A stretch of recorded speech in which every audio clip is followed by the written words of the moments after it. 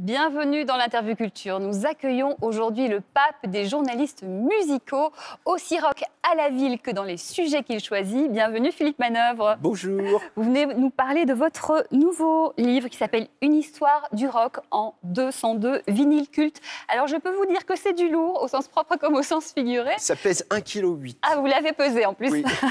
Et donc, comment avez-vous choisi ces 202 vinyles cultes et avec qui ? Avec l'aide de copains disquaires, parce que je voulais pas perdre le nord, je voulais pas perdre le fil. Je me disais, voilà, qu'est-ce qu'un disque culte? A priori, c'est un groupe sort un album qui va ne connaître aucun succès. Ça arrive très souvent. Et puis après, il y a le facteur temps. Et voilà que 20 ans après, des journalistes, des musicologues vous disent, mais dites, en fait, c'est ça qui était bien. Ça aurait été génial si ça avait marché, vous vous rendez compte? Ils venaient pour changer la face du monde. Enfin voilà, d'un seul coup, on comprend mieux. Je pense à des groupes comme le Velvet Underground, qui vendaient 4 ou 5 000 disques les années où c'est sorti. Et puis, 30 ans après, voilà qu'il y a des débats à la télévision. Quel a été le groupe le plus important, les Beatles ou le Velvet Underground? Alors là, on peut se dire, mince, j'ai peut-être raté quelque chose. C'est-à-dire que le gros succès populaire, c'est formidable, c'est merveilleux. Il y a des groupes qui l'ont connu, hein, tout le monde connaît leur nom. Et puis, il y a ceux qui sont passés à côté. Et grâce à vous, on les découvre. On les redécouvre. Ouais. Voilà, je dis attention, le Velvet, attention, Joy Division, mais il y a aussi des personnages incroyables. Brigitte Fontaine, Bachung, qui avait fait un album avec Gainsbourg, qui était absolument délirant, fou, psychotique.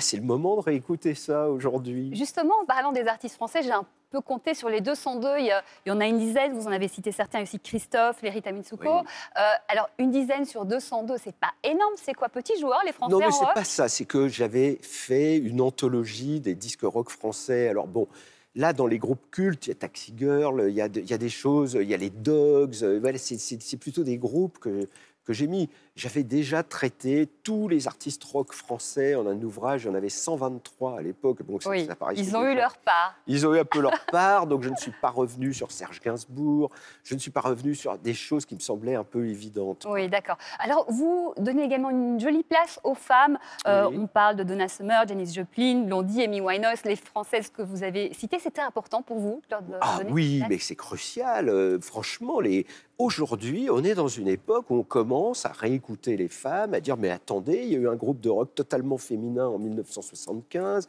les Runaways, c'est important. Il y a eu Karen Dalton, cette chanteuse folk qui avait une voix de trompette rouillée sublime. Enfin, là, il fallait, et on avait envie de mettre beaucoup de femmes dans ce livre, voilà. Et dans votre livre, par hasard, qui on croise? Michel Houellebecq. C'est Oui. quoi cette histoire? Mais Michel Houellebecq avait fait un disque, voilà, à une époque où littéralement il déployait ses ailes en littérature, quand il s'est mis à vendre plus de 300 000 exemplaires.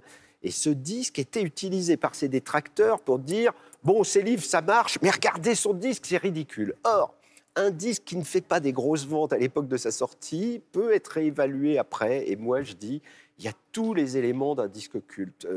Moi, personnellement, j'adore la poésie de Michel Houellebecq.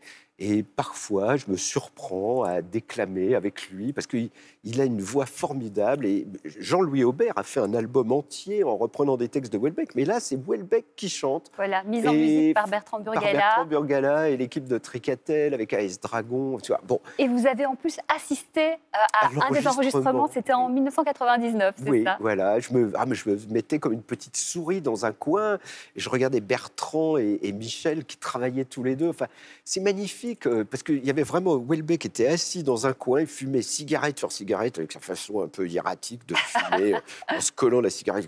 Et puis Burgala lançait les bandes et hop, il s'était mis un point de repère. Franchement, moi j'ai trouvé Houellebecq très courageux de faire ça et même de faire une tournée après. Et lui, il adorait cette notion, le poète rock. Voilà, c'est un de nos poètes. Justement, le rock, c'est vraiment votre vie. Qu'est-ce qui C'est vous ma culture. touche particulièrement? Qu'est-ce qui vous émeut dans le rock? Pourquoi? C'est que c'est de la jeunesse, quoi. La plupart de ces artistes, quand ils font leur disque, ils ont entre 17 et 25 ans. c'est très très jeune pour faire une déclaration, quoi, et surtout artistique. Mais ils sont dedans, ils connaissent tout du rock, ils ont envie de faire bouger le truc, d'aller plus loin ou d'aller carrément dans le décor.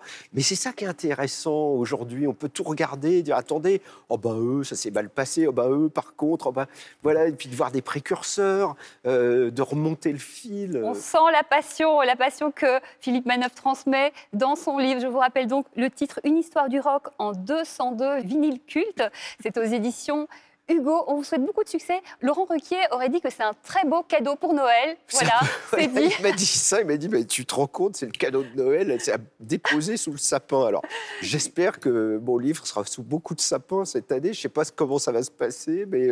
on vous le souhaite en tout cas. Merci beaucoup, Philippe Manœuvre. Merci beaucoup. On se retrouve demain pour une nouvelle interview culture.